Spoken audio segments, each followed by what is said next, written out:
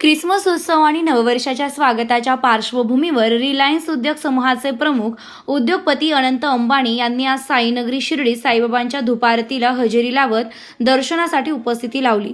साईबाबांच्या चरणी नतमस्तक होत त्यांनी मनोभावे दर्शन घेतलं।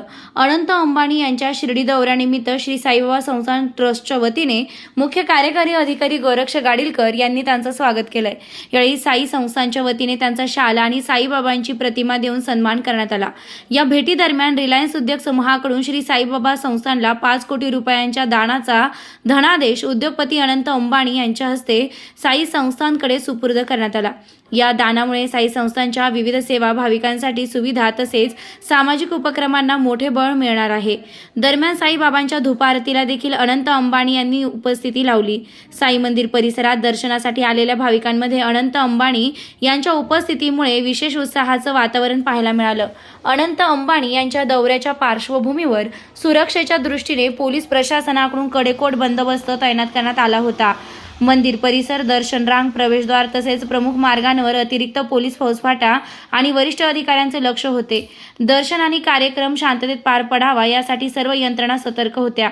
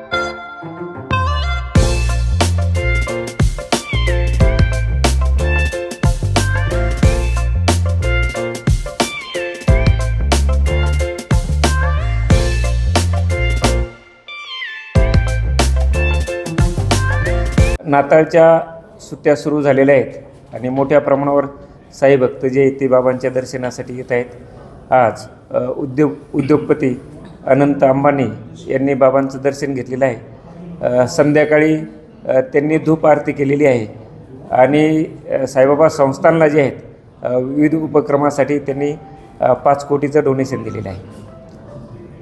साईबाबा संस्थानच्या वतीने त्यांचा या ठिकाणी सत्कार करण्यात आलेला आहे।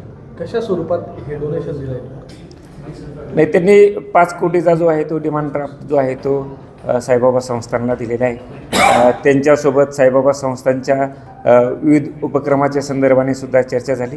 त्यांनी समाधान व्यक्त केलेलं आहे आणि आणखी जे आहे संस्थांचे कोणतेही उपक्रम असतील तर त्यासाठी तुम्हाला काही गरज पडली तर आपण प्रस्ताव पाठवा, आम्ही मदत करू असं त्यांनी सांगितलेलं आहे।